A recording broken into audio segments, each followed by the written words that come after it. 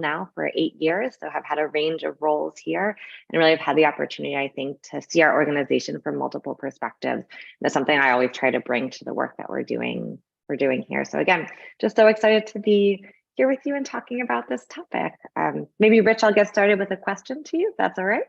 Absolutely. And as we go through this also, I'll invite anyone who's participating here, send in your questions or your comments via chat or via the Q&A button there on Zoom. So yeah, let's get into it, Ilana. Happy to have a conversation. And actually, before I do that, just a quick side note, if anyone has any problems or tech problems, you can chat directly to Grace or Carlin. You'll see they're listed there, their name and then a dash and SIY Global. They're here to support and help us. So any questions sort of on the more technical side, please feel free to reach out to them. So I think my first question, I think for us, emotional intelligence is really a cornerstone of what we do and what we're trying to bring out into the world. And I think a lot of times for people, they think, emotional intelligence means being nice at all times. And I think that's really a misconception out there. And so I would love to hear from you, a little bit about that. How is emotional intelligence sort of this misconception around emotional intelligence as niceness? And also how can emotional intelligence really support, with that framework, how can emotional intelligence really support us to have difficult conversations? Absolutely. Great question. So there is a lot of misconception around emotional intelligence. It means, I think for a lot of people, it means, as you said, being nice, being emotional, feeling your feelings. But we really use a model of emotional intelligence that has been developed over many years, originating from Solovey and Mayer, who at the time were doing work out of Yale and eventually made popular by Daniel Goleman, who's a science journalist for the New York Times and sort of a world famous author. Really a model of emotional intelligence that looks at 4 dimensions of emotional intelligence. So one is a personal dimension having to do with your own thoughts, feelings, intuitions. The personal dimension involves self-awareness as well as self-management. So those are directed at you yourself. And then the second 2 component, the other parts of emotional intelligence, 2 other dimensions involve social or interpersonal skills. So that's social awareness and then relationship management.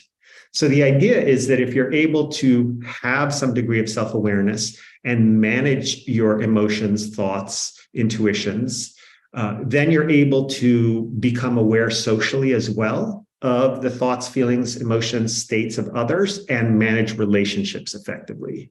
So it's that 4-dimensional model of emotional intelligence that we use when we train individuals, teams, leaders to develop the skills of emotional intelligence. And it's really critical when we talk about things like collaboration, but also conflict, because there's the capacity to apply those same skills, those 4-dimensional skills of emotional intelligence in any situation, particularly a situation of conflict. And so it becomes really important. And typically it gets ignored in those heated situations.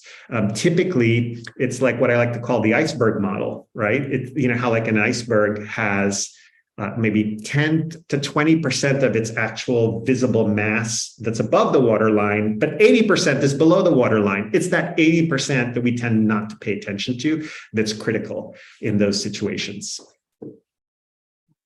Thank you, Rich, for sharing that. And I think, I will also add to that, I think that when we can better understand where we are coming from in those conversations, it allows us to engage more openly and maybe acknowledge those things that are better left aside, right? Like not every emotion or feeling is needed in that conflict. And also I think it can create a real understanding with those that we're speaking to, right? Where might they be coming from? How can we develop empathy and understand that and using that as the base of a conversation?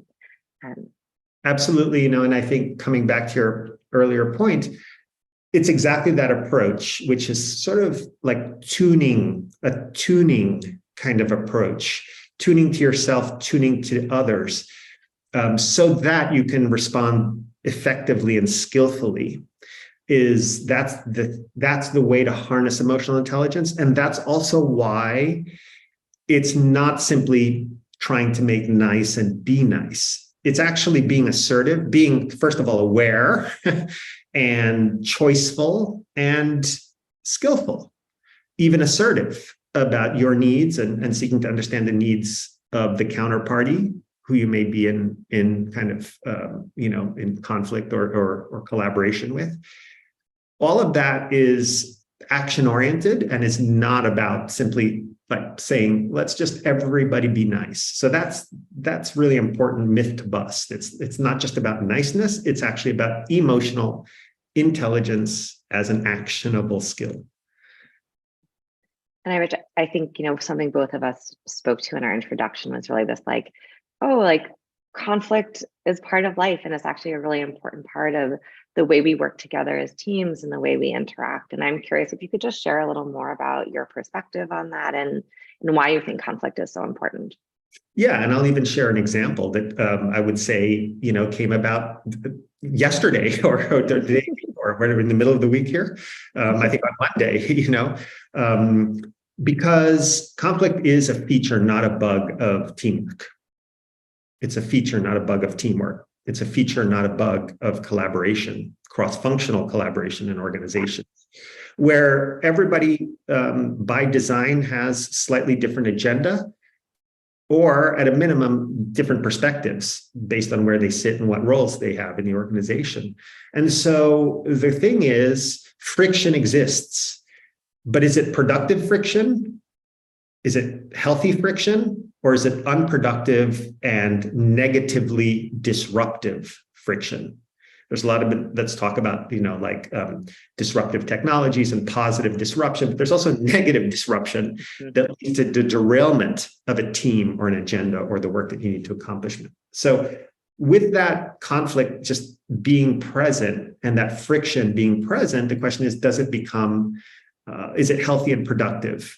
Does it promote exploration, debate, sort of furtherance of the work, or does it derail you? And I think it's really important to find a way to bring friction, to have conversation about it, to maybe even invite it in a productive way. So I'll, again, rather than talk abstractly, I'll talk about an example. In our leadership team here, we've been having a lot of debates about how to best align the organization and our structure with some of the emerging business opportunities that we have. Right. So we have some interesting emerging business opportunities to work with large organizations. What is the best sort of configuration of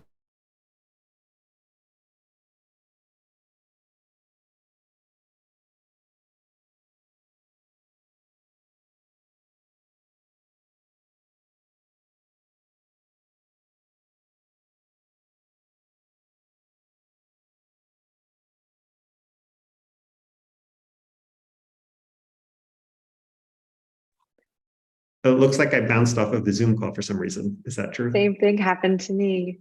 Okay. It could be. I think we're back.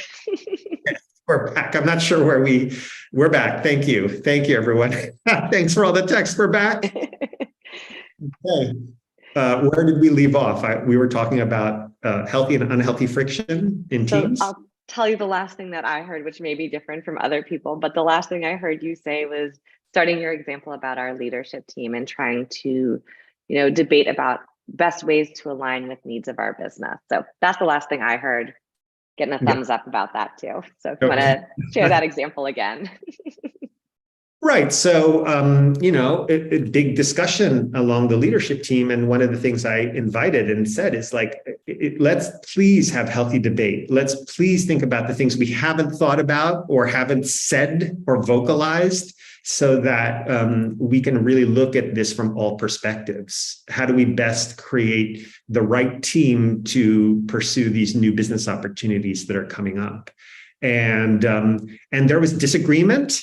There was even conflict. This was Monday. Ilana, you were there too. You're part of our leadership team. However, it was all with a certain spirit of how do we design the best team to deliver against this business opportunity.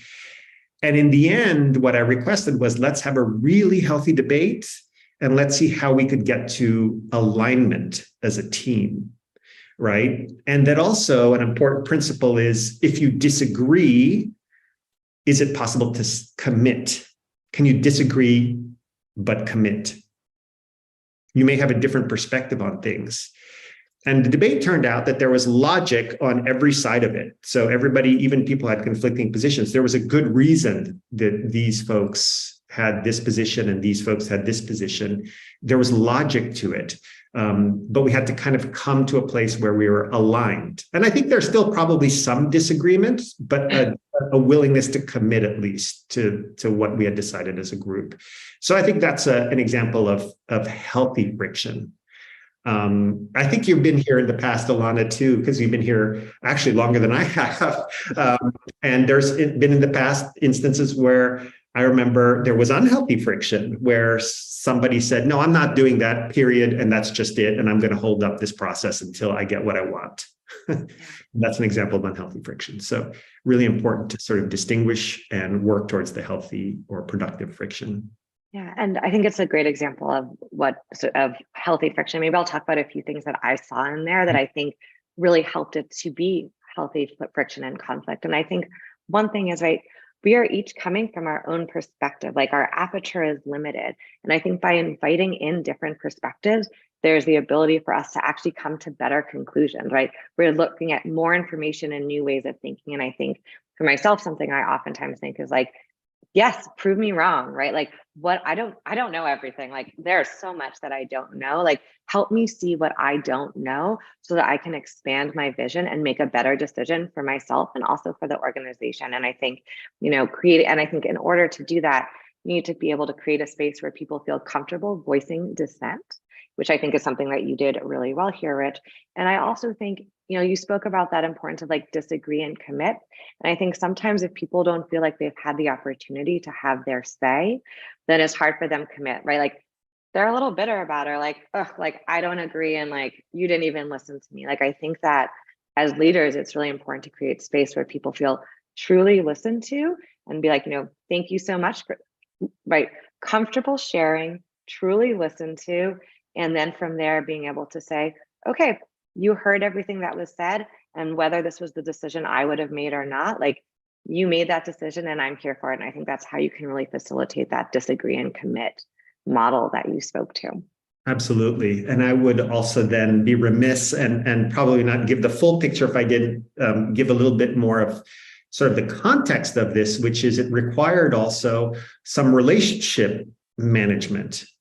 And so I will tell you that, like I also did some pre-meeting before our meeting with individual team members to understand their perspective, to like really say, okay, tell me what your concerns are, right? And coming back to what we said in the beginning of this webinar, the emotional intelligence piece, like I had to manage myself because I was trying to drive to an outcome, right? As the leader of this team, I'm trying to drive to this outcome.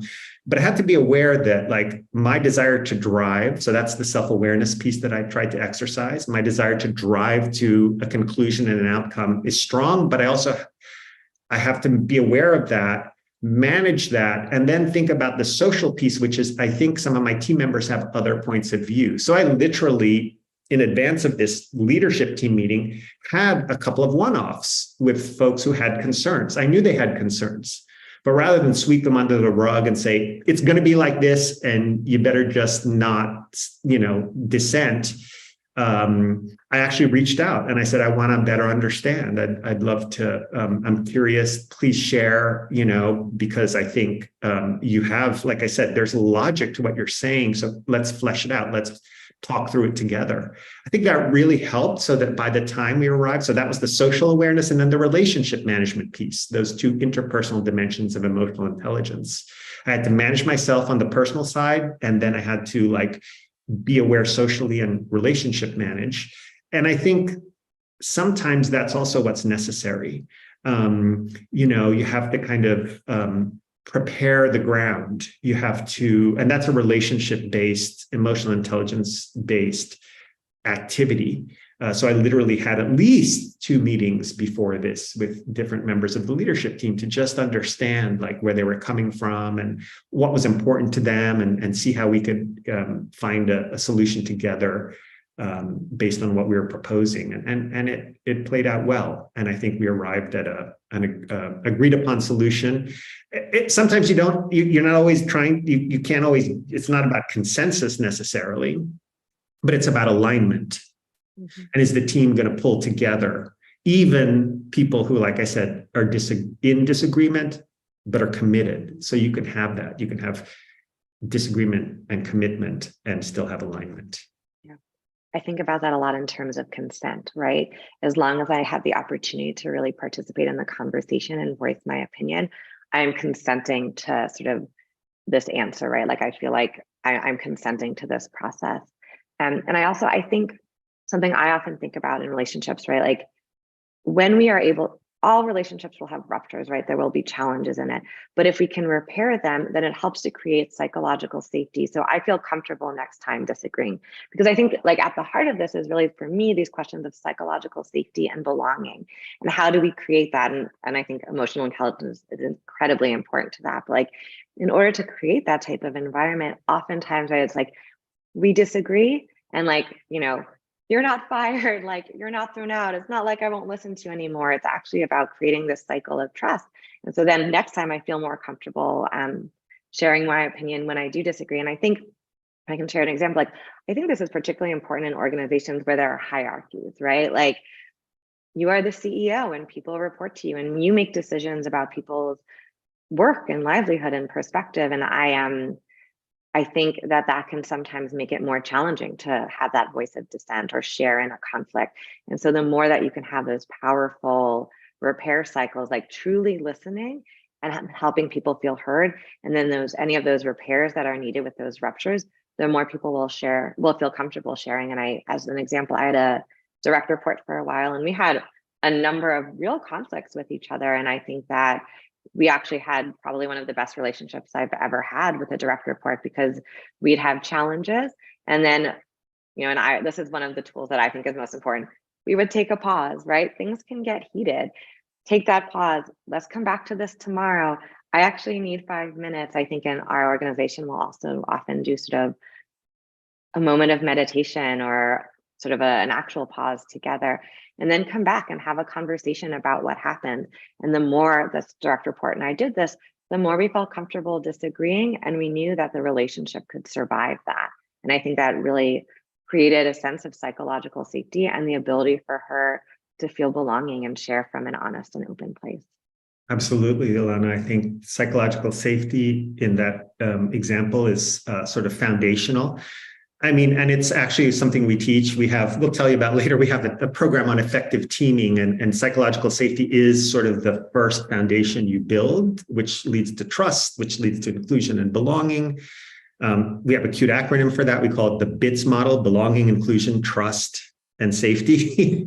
It's in our program, but I think that is a clear example of harnessing the power of psychological safety, creating psychological safety to engender trust.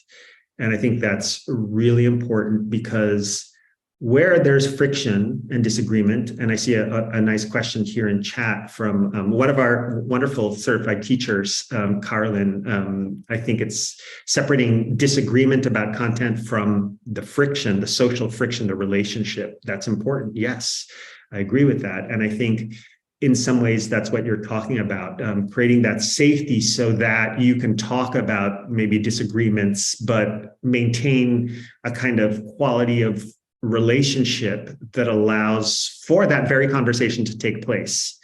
Earlier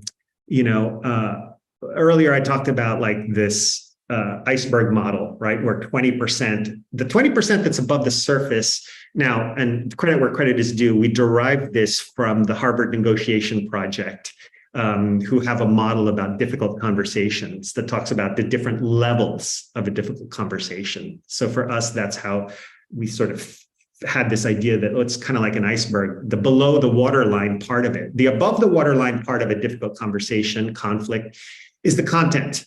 Like, that's a difficult part. This is what it is. This is what is being said. This is the fact. But that's above the waterline. What's below the waterline is the second level, which is really, what you or the other person feel.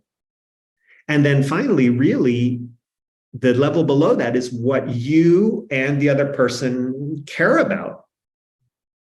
So content, feelings, and then finally what you care about in that conversation. So being able to tune to that like you did, I think is is really critical and really gets to the heart of everything that shows up when there's conflict or difficulty.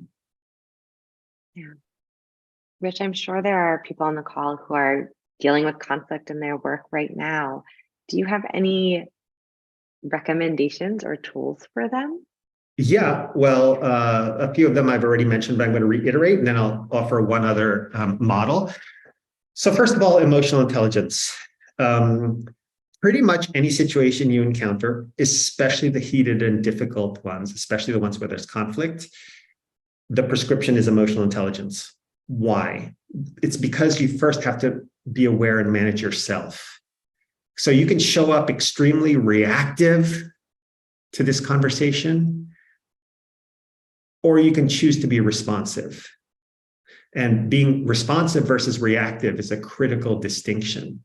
And in order to be responsive, in order to be able to really understand where your position is and how you're willing to work with another person on their conflicting position, it requires, again, self-awareness. Hey, this is what I'm thinking, feeling, and I'm about to say. Self-management, so that you can choose whether or not you should say that thing. So that's the personal piece of emotional intelligence. And then the social awareness. Now, what's important to them? What are they getting at? How are they showing up? What are they feeling? And what's important to them? That Harvard negotiation model, right? What are they saying? What are they feeling? What's important to them? Same for me on this side. So that's the social awareness and relationship management piece of emotional intelligence. So the first thing is think about those 4 dimensions of emotional intelligence. The 4 dimensions are self-awareness and self-management. That's your first job. Be aware, manage yourself. The next 2 dimensions are social awareness and relationship management. So pivot to, once you've managed to be aware and manage yourself, pivot to being aware of the other person and then managing that relationship. Those are the 4 dimensions. And when I say manage that relationship, manage that conversation, engage in that conversation, I'm suggesting that you could use that Harvard negotiation project model. Think about the content of what's being said. Think about what you and the other person may be feeling. Usually in instances of conflict, it's anger or some sort of very powerful, usually negative emotion. But that's just the feeling level, because there's a deeper level, which is, so what do they care about? And so my suggestion to your point, Ilana, about what could be a useful tool for people, it's those 2 tools: emotional intelligence, apply the skills, the skills related to those 4 dimensions, and then apply this sort of iceberg model of difficult conversations. What's the content? What's the feeling? What's the meaning or the thing that's important for both you and the other person? And if you can get to that 3rd level and move from there, you can resolve conflict. Let me give a really, really, really concrete example, a very charged and conflicted example of navigating conflict that happened to me my first month here, working in this role of CEO. So we had a partner come in who we did some work with at some point. And of course, I'll keep it confidential and anonymous, but I'll just give you the broad sketch of the details.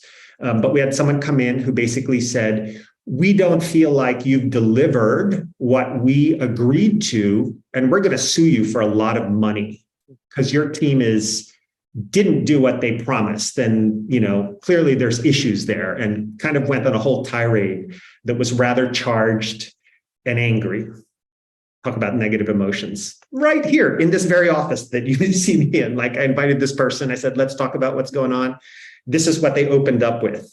So clearly a situation of intense, I would call it intense conflict, because it was a large figure that they were threatening to sue us for legally. And I said, first of all, I'd appreciate it if we leave off with I was aware. Let me utilize my own model here, right? So emotional intelligence, the personal part of it, self-awareness, self-management. When this person started saying bad things about our team, I noticed in myself my own anger rising, and my own sort of combativeness and desire to defend. So then I applied the second skill, which is, okay, I'm aware of that. Now let me manage that. So am I going to come back to this person and immediately open up with anger? That's a choice I have. What I decided to do is, rather than react in anger, to respond assertively, but hopefully reasonably. So I said, first of all, I'm very happy to engage in this conversation, but I'm going to ask you to please refrain from saying negative things about the team, and that instead, let's focus on the issue, because I think you and I can have a conversation about the issue. Can we agree to that so we can proceed with this conversation? And this person sort of took their temperature down a little bit. They're like, oh, we're going to talk about the actual thing. We're not going to talk about how terrible this person thinks our team is. Good. So we moved off of that. So now I was into the social awareness dimension. I was like, okay, so now what is this person thinking and feeling? And this person was thinking and feeling frustrated and upset. And I said, well, tell me, and this is the relationship management piece, because now I'm trying to understand how we can manage our relationship. I said, I would like to understand better. I'm curious about where you think the gap is, and I'd like to work with you on that. And it became a much more civil conversation, the outcome of which I said, listen, I'm not sure your organization, and I certainly can tell you my organization, is not interested in the distraction or the cost of a lawsuit. And so I believe we can find a different solution. How about we make this accommodation to address your concern?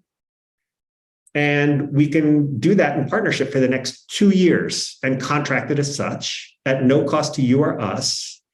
And we avoid lawsuits. And this person was like, that's a great solution. And so they left this office, actually, this literally office right here where I'm sitting. They left this office saying, okay, so let's just have our legal teams contact each other with the contract. And I think we've reached resolution.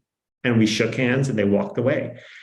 And so, I try to give this concrete example of actually using the dimensions of emotional intelligence applied to a situation of high conflict.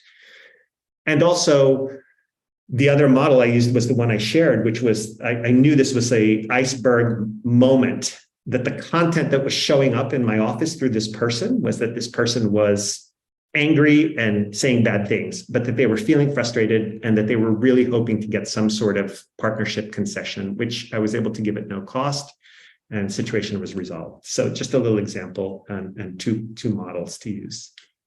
And Rich, I also think something great to point out there is this is an example where you were being nice, right? You didn't, your goal wasn't to give them everything they wanted. Your goal wasn't to make them feel good. Your goal wasn't to, sort of roll over. Your goal was to have to acknowledge and recognize them, understand where they're at, and to still be assertive and sort of meet in a way that met both organizational needs. And I think that's part of what makes this such a good example of how emotional intelligence can help you deal with conflict in a really healthy and positive way, both for yourself and for the organizations involved. Very much so, yeah. I'm curious, I've shared that story, the model. I'd love for, if anyone who's listening here has questions, again, I just want to remind you all to just please send it in chat or in the Q&A section, because Ilana and I have dealt with this a lot, because we work in an organization, we work with teams, cross-functional teams, global teams. And so conflict or just relationship management comes up a lot. And we try, as Ilana said, to really practice the very skills that we teach. And sometimes it's imperfect. Sometimes I don't want this to sound like it's all completely we've got our models and we're running our models and there's nothing that sort of breaks from that or leaks out from that. There's very difficult moments as well. But your choice is to actually use some skill-based tools or kind of run with your default tendencies in terms of how you deal with conflict. And so we see these emotional intelligence skills as skills that can improve with use and practice, like all skills. And I'll say, Rich, you and I have worked very closely for quite a number of years, and we've had conflicts with each other. We've had disagreements. And I think that using these tools in those moments have really helped us to build a long-term trusting relationship and meet each moment. And I agree, right? Definitely not perfect. Like, there are ouch moments and oops moments, and we make mistakes. But as long as, I think, for me, each of those is a learning opportunity for us. And like afterwards, like, how could I have done that differently? Let's actually talk about what happened instead of where things went off the rails, is actually a way to turn those challenging moments into really powerful growth-oriented moments for, us as individuals and also for our organization. Yeah, absolutely. All right, come on. I know there's got to be questions out there. You're getting zero questions on conflict or utilizing emotional intelligence skills. But if there are no questions, maybe one other thing to explore that could be helpful for folks is, why does conflict occur? And I have like, also, I like things in threes, sometimes fours, as you saw there, but I like things in threes. So I have sort of a three-part framework, if you will, for understanding conflict. And for me, it's usually when there's misunderstanding, misattribution, or misalignment. So what I mean by that is, sometimes there's conflict because you thought someone said something, but they really meant something else. Or you thought you said something, but the other person understood it to be something else.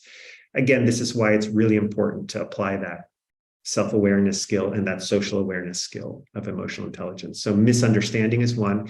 Misattribution is another. Attributing an intent to somebody because that's what you think they intend. Usually you think they have bad intentions.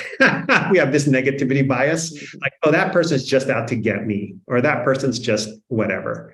And it's usually a misattribution.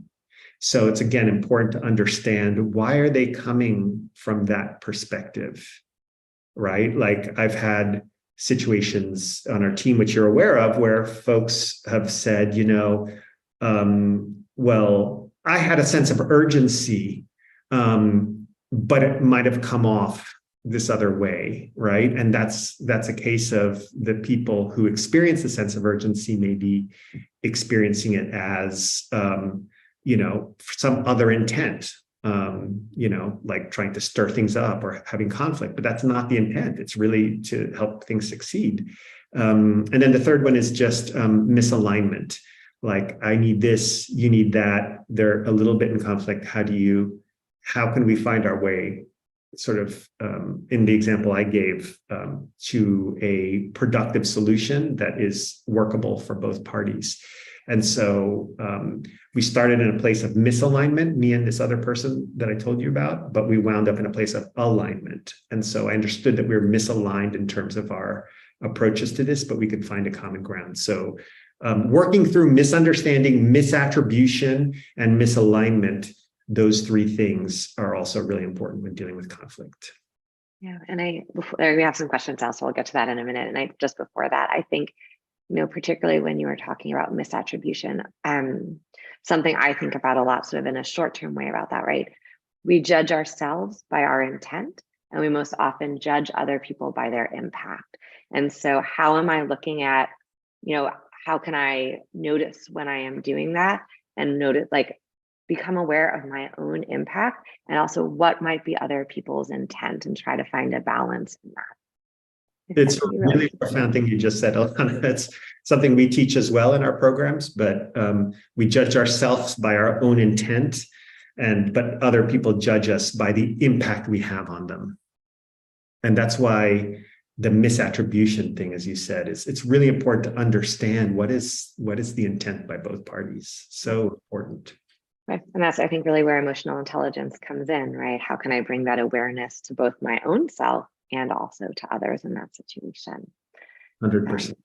All right, I'm going to throw out one of these questions to you, Rich, that's coming in the chat. And so the first one is, how do you deal with conflict with a coworker that is truly very, very different from yourself? For example, a different age, perspective, or background. Mm-hmm. So seek to understand rather than fix. Seek to understand rather than fix. So the point of departure is they have a particular perspective, particular experience, particular place they're coming from. Seek to understand it. Doesn't mean you have to agree, right? But it means you can empathize. Empathy is simply, understanding the perspectives of others. Again, our definition of empathy we use is understanding the perspectives of others. So what is their perspective? If this person is really different, what is their perspective in general or with regard to a specific issue? Hear them out, seek them out. So seeking to understand goes a long way. Think about it. If somebody asks you, can you just tell me more of what you think about that? I'm curious. Like, most people are not going to be highly reactive to that. Like, what's your problem? Why are you asking me about? It's actually kind of like an invitation. It's actually a gesture or a bid for relationship and connection. And so what I would say is, seek to understand rather than fix. Reach out to them and really harness those two dimensions of emotional intelligence around interpersonal skill, which is be aware of what they care about and seek to manage that relationship. That's why in the example I gave earlier of leadership team, somebody had really different perspectives than I did, but I wanted to reach out to them one-on-one and understand their perspective. And it really helped us kind of find a common ground and understand the mutual intent here. So seek to understand, I would say. I think also for me, there's a really big piece, and I did mention this earlier, of like, I may be wrong. There may be things that I am not seeing. Like, I desperately want to expand my perspective always. Like, I think that's one of my core values. And I think as long as I come into those conversations with that intent, it really transforms what those conversations can look like. It's like, I don't know. Show me what I don't know. And I hope I change my mind all the time, not in sort of a waffling way, but in a I don't know everything. And so I think if we can really make space to deeply listen and understand and perhaps really change our minds or realize we were wrong about something, I think if we come with that goal into those conversations, it can really change what those conversations look like. And I will also add, I think one thing for me, I often think about in the moment, when I'm in a difficult conversation or dealing with a conflict, I try to come back, I ask my own self, what is my highest purpose here? What is my ultimate goal of this conversation or this interaction? And it is never winning. I know, Rich, you may disagree with me on that one. Rich loves to win, which is great. But ultimately, my highest goal is not to win. It's to really be of service and find the best solution for everyone involved. Most of the time, that's it. Sometimes it varies based on situation. And I think coming in with that perspective can really change what those conversations look like. Mm-hmm. Yeah, I should say, because Ilana, you know me well enough, that's why, and just for everybody, just in full disclosure, I love winning, but I don't love winning when it means, kind of winning over against, especially when we're in the same organization and we're working towards the same thing. I love winning together. I love winning as a team. I really love that, because otherwise it just sets up when you're just a competitive lone operator. It does not set up a good dynamic. It goes against everything we just said. You're not seeking to understand. You're not even seeking to care. All you're caring about is winning for yourself. And that for me has no real place in leadership, honestly. I think it's about how do we win together. It's okay to want to win. It's okay to want to succeed. It's okay to want to, in other words, achieve the mission and fulfill the intent that you have for the work that you do. That's what motivates me every day. We can call it winning, but really it's about fulfillment. It's about fulfillment of the intent and the mission and the meaning of what we're all trying to do here. And I trust that every team member has that same intent. They just might come at it from different perspectives. So knowing that, I want us all to win together. Win is a funny word, but again, I will say to fulfill, what we're here to do together. Yeah. I'm going to ask another question, but I just want to say, I feel like this is a great example where you and I have a different perspective, particularly on the word win. and we're still able to engage in really healthy conversation about it, right? And like deal with things together, even though when Rich first started, he said something about winning, and I was like, oh God, like, no, but we worked on it and we understand each other now. So I just like give us anyway, personally good example between the two of us. But I really think it's on our team too. You know, we some of the like most sort of quiet and like you unassuming folks will, when we have offsites, we'll do sort of like board games or trivia games, and oh boy, you get to see who really has got that juice for being. That is always fun. The spirit of kind of like having fun together. So there is a togetherness piece of it. All right, another question. So I love your motto, seek to understand rather than to fix. How do you do that while you as a leader have strong opinions yourself, which you want to drive forward? And how do you keep in check your own desires, wishes, etc.? Strong opinions held loosely. How do you expand your capacity to understand? Interested if you have any tools for that. So quite a question. That is a great question. For years, a couple of decades at least, one of my answers has been meditation helps. It does. So I practice this skill of simply being aware pretty much every day. I have a regular meditation practice. And it really does help me have a window into my own mental and emotional processes. It's a moment where I sit down, it's in the morning before I start my day, and I just almost like do a check-in with myself, right? And I just notice.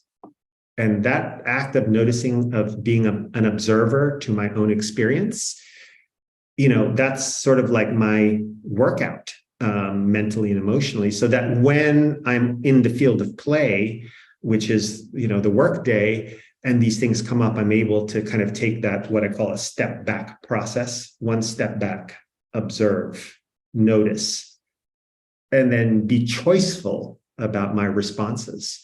So that's one way I seek to understand. That's why earlier I said, you have to start with your emotional intelligence skills, self-awareness and self-management. The personal management skills as a leader are your point of departure in seeking to understand. Because if you're so overwhelmed by your own thoughts and emotions about something, you're not going to have the space to seek to understand another. And so you can still, and again, to Ilana's very first point, this doesn't mean making nice and pushing aside your needs, feelings, thoughts, and opinions, because the other thing I do often have is strong opinions about things, but I'm willing to listen. And I'm also willing to modify those opinions if I really understand that there's something else that I'm not seeing. The other thing I do when I seek to understand is I like to talk to a lot of people before, especially making important decisions, right? And again, this isn't about waffling or being not firm about things. It's about really being curious, because I can't think of everything. I can't see every single angle. And I actually trust my team. Ilana, in our relationship, you've said to me, Rich, I really think it's the other way. And I said to you, can we explore it? Can you tell me why? You did. And I changed my mind, actually, because I didn't see those particular aspects of it, right? I had my strongly held opinions and there was good logic behind them, but so did you. And I would have missed the opportunity if I hadn't, asked you about that. So I think it's really important to manage yourself, be aware of your opinions, perspectives, logic, whatever. It could be the most profound logic in the world according to your own self, right? That sometimes happens. Like, I know what the answer is. But it never hurts to just listen. It never hurts to just ask, because maybe you didn't think of everything. And that does sometimes happen. So seek to understand by managing yourself, and then listening and being open. The other thing I try to do is have a growth mindset, like a beginner's mind. There's many names for this, but it's just an openness to ideas. As a leader, it's really important to do that. Even if you think you know the answer, you can just continue to until the point where you have to make your decision and take action. So those are some ideas. And I think one thing I want to say is I think we've had both over the years between us where I've been like, I disagree, and you listen and you're like, nope, I'm sticking to what I thought. And you've also had like Oh, I will. That's a really great point. I've changed my perspective. And I think that has helped to build trust between us so that I can come to you with difficult things and tell you I disagree. And I think it helps us to be a stronger organization. And I also think, Rich, like that's something that you model very well, really inviting in other voices. And I think oftentimes in leadership, sort of we live in this model or we've been taught this model that like leaders need to be like strong and directive and sort of have all the answers. And I disagree with that, right? And I think here we're really exploring what are other ways for what leadership to look like, right? Like standing with strength, but also inviting in that conflict, that difference of perspective, and like creating that sense of belonging and inclusion through that. So I think that Yeah. that's sort of new version of leadership. Yes, and right. You can be strong and directive, but what matters is how you got there. Mm-hmm. Yes, absolutely, absolutely. Right. I think one more question before we wrap up. I really like this one, something I think about a lot. So, how do these models change in application when it comes to facilitating a group, such as a team meeting when conflict arises? And especially when it comes to varying roles and hierarchies at play, for example, CEO, director, manager, individual contributors all involved. Yeah, great question. I think the key to this question is when facilitating a group.